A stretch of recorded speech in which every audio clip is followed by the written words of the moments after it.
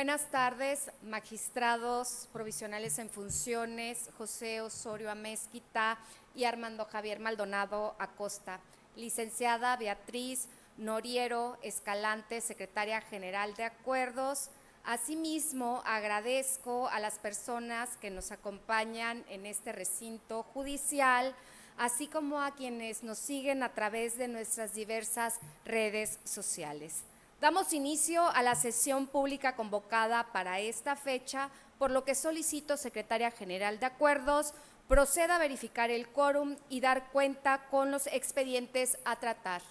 Con su autorización, magistrada presidenta, le informo y hago constar que además de usted se encuentran presentes los magistrados provisionales en funciones José Osorio Amezquita y Armando Javier Maldonado Acosta.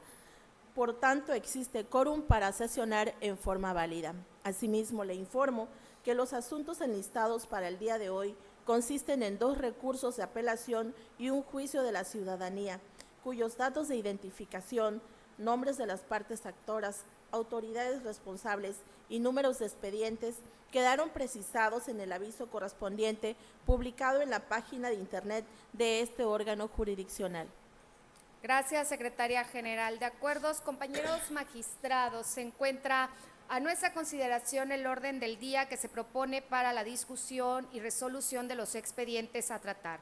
Por tanto, sírvanse a manifestar votación económica de la manera acostumbrada. Gracias. Magistrada presidenta, le informo que el orden del día fue aprobado por unanimidad de votos. En mérito de lo anterior, me permito ceder el uso de la voz a la jueza instructora Isis Yedid Vermont Marrufo para que dé cuenta al Pleno con el proyecto de resolución que propone el magistrado provisional en funciones José Osorio Amezquita en calidad de ponente en el recurso de apelación 50 del presente año. Buenas tardes. Con su permiso, magistrada presidenta, y con la anuencia de los señores magistrados, doy cuenta con el proyecto de resolución elaborado por el magistrado ponente José Osorio Amezquita relativo al recurso de apelación 50 de este año, promovido por el Partido Acción Nacional a fin de controvertir la resolución emitida el 20 de agosto por el Consejo Estatal del Instituto Electoral y de Participación Ciudadana de Tabasco en cumplimiento a la sentencia dictada por este tribunal en el recurso de apelación 42 de 2024 y sus acumulados, donde se realiza una nueva individualización de la sanción que le fue impuesta con motivo del procedimiento especial sancionador 23 y su acumulado 29 de 2024. En su demanda, el partido actor manifiesta que la nueva sanción que le fue impuesta resulta desproporcionada respecto a su condición económica en comparación con la impuesta al Partido Revolucionario Institucional, pues se le pretende imponer una sanción mayor, siendo que el deber de cuidado y vigilancia que tenía sobre su candidata es el mismo que le correspondía al Revolucionario Institucional, por lo que debe ser sancionado en la misma proporción. Además de que al citado partido se le está imponiendo una sanción doblemente agravada por la reincidencia en la que incurrió y él presenta solamente una reincidencia, por lo que considera que es incorrecto el análisis respecto a la reincidencia en que han incurrido ambos institutos políticos, pues al Partido Revolucionario Institucional se le está considerando reincidente por 2 faltas, mientras que al partido actor únicamente por una. De ahí que estime que no es posible aplicar como multa el mismo porcentaje de afectación a la capacidad económica mensual, ya que las condiciones de la individualización de la sanción no resultan idénticas, sino que existen más agravantes por parte del Revolucionario Institucional que de Acción Nacional. Al respecto, el ponente propone declarar el agravio como infundado, pues estima que la responsable no impuso la sanción de manera arbitraria, pues obedeció a las circunstancias que rodean la contravención de la norma administrativa. De ahí que al momento de individualizar la sanción al Partido Acción Nacional en cumplimiento a la sentencia dictada por este tribunal, tomó en consideración la reincidencia del partido ante dicha infracción y sus condiciones económicas respecto del financiamiento público que recibe, tanto en el ámbito federal como local, y el porcentaje que le representa la sanción. Además, atendió los parámetros relativos al bien jurídico tutelado, singularidad o pluralidad de la falta, las circunstancias de modo, tiempo y lugar, las condiciones externas y los medios de ejecución, beneficio, lucro o daño, la intencionalidad y las agravantes o atenuantes, calificando la conducta como grave ordinaria e imponiéndole una sanción consistente en una multa equivalente a 50 unidades de medidas de actualización, la cual se considera adecuada y proporcional, pues se estableció dentro de los límites mínimos y máximos previstos por la ley electoral local y bajo criterios objetivos y particulares, además de que atendió a la capacidad económica del actor.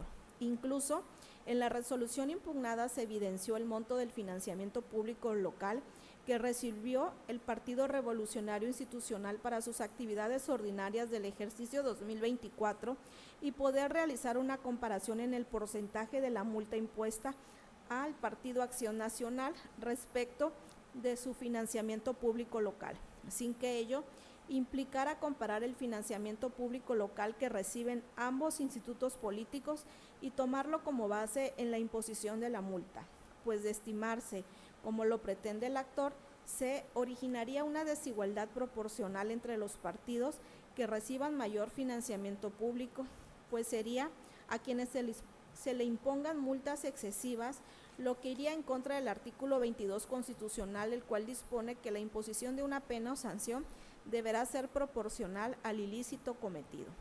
En ese sentido, el ponente considera que, contrario a lo manifestado por el partido actor, la sanción que le fue impuesta por la omisión en el deber de cuidado y vigilancia de la candidata que postularon a la gubernatura del Estado se realizó atendiendo a su condición económica, correspondiéndole al actor una multa equivalente al 0.44% del total de su financiamiento público anual que le correspondió para el ejercicio 2024, por lo que se encuentra en posibilidad de hacerle frente y pagarla.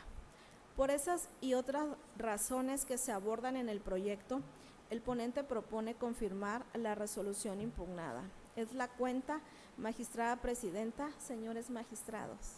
Gracias, jueza instructora. Compañeros magistrados, se encuentra a nuestra consideración el proyecto que se menciona en la cuenta. Si desean hacer uso de la voz, pueden hacerlo o manifestarlo al respecto. Si no hay más intervención, Secretaría General de Acuerdos, tome la votación correspondiente. Con su autorización, magistrada presidenta. Magistrado provisional en funciones, José Osorio Amezquita. A favor de mi propuesta. Magistrado provisional en funciones, Armando Javier Maldonado Acosta. A favor. Magistrada presidenta, Margarita Concepción Espinosa Armengol. A favor. Magistrada presidenta, le informo que el proyecto de la cuenta fue aprobado por unanimidad de votos. Gracias, Secretaría General de Acuerdos. En consecuencia, en el recurso de apelación TET-AP-050-2024-2 se resuelve. Único, se confirma la resolución impugnada. Finalmente, me permito ceder el uso de la voz al juez instructor Ramón Molina Castillo para que dé cuenta al Pleno con el proyecto de resolución que propongo en mi calidad de ponente en el recurso de apelación 047 y su acumulado Juicio de la Ciudadanía 56, ambos del presente año. Buenas tardes. Con su permiso, magistrada presidenta, señores magistrados. Doy cuenta al Pleno con el proyecto de resolución que formula la magistrada ponente Margarita Concepción Espinosa Armengol, el primero relativo al recurso de apelación número 47 y el juicio de la ciudadanía número 56 acumulado de 2024, promovido por la representante del Partido Revolucionario Institucional ante el Consejo Estatal del Instituto Electoral de Participación Ciudadana de Tabasco y la ciudadana Lorena Borregar de los Santos en contra de la resolución a propuesta de la Secretaría Ejecutiva y en cumplimiento de la sentencia emitida por el Tribunal Electoral de Tabasco en el juicio de la ciudadanía TET-JDC-052-2024-1, emitió el Consejo Estatal por la que se declaró la existencia de actos de violencia política contra la mujer en razón de género, atribuidos a Lorena Borregar de los Santos, otrora candidata a la gobernatura del Estado de Tabasco, con motivo del procedimiento especial sancionador PES /053/2024, aprobado en sesión extraordinaria de manera urgente el pasado 20 de agosto del año en curso. La pretensión de las recurrentes consiste en que se revoque la resolución antes referida, así como la respectiva sanción impuesta. En ese orden de ideas, la representante partidista alega como primer agravio la falta de exhaustividad y congruencia en resolución impugnada, en razón que la autoridad responsable sancionó a ese instituto político, violentando con ello lo previsto en el artículo 17 de la Constitución Política Federal, en virtud de que toda sentencia debe ser dictada de manera pronta, expedita, completa e imparcial en los términos que fijen las mismas leyes. A criterio de la ponente, estos argumentos devienen infundados, ello porque lejos de asistirle la razón al apelante, lo cierto es que la autoridad responsable sí se pronunció respecto a lo planteado por ese instituto político en la contestación de la denuncia.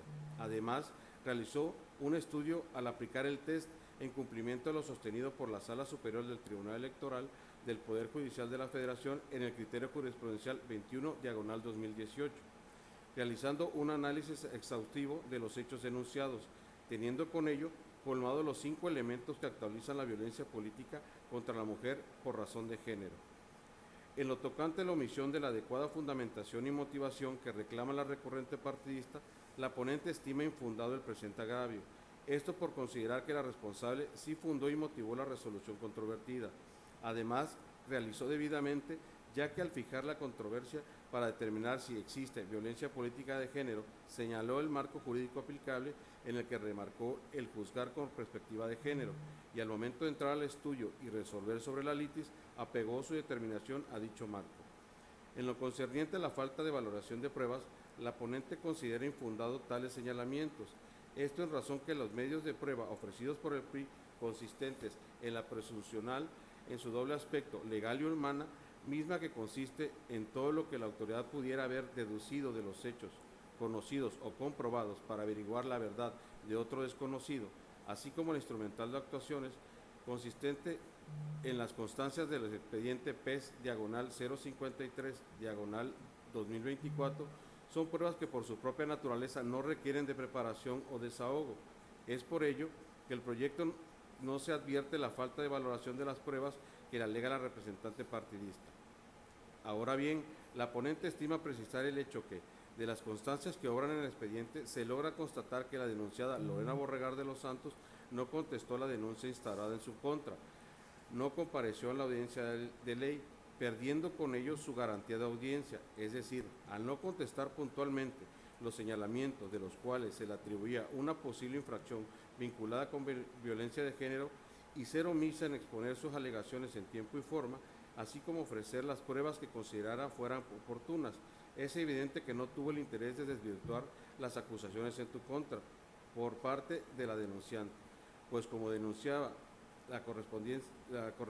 le correspondía ofrecer las pruebas suficientes y eficaces que acreditaran su inocencia. Finalmente, en lo conducente a la inexistencia de violencia política de género, reclamado por la Lorena Borregar de los Santos, la ponente estima tener infundado el presente agravio, en razón que comparte el criterio adoptado por la autoridad responsable, en razón que se apega a lo determinado por el máximo juzgador de la materia, ante la complejidad que implica la atención de violencia política de género y la necesidad de realizar el estudio de las particularidades denunciadas para así estar en condiciones de advertir la existencia o no de la misma. Aunado a ello, estima la ponente que el hecho que la recurrente haya justificado sus manifestaciones bajo la tutela de la libertad de expresión, este derecho no puede ser asumido como una cuestión ilimitada, pues en todo momento se debe atender la dignidad de las personas.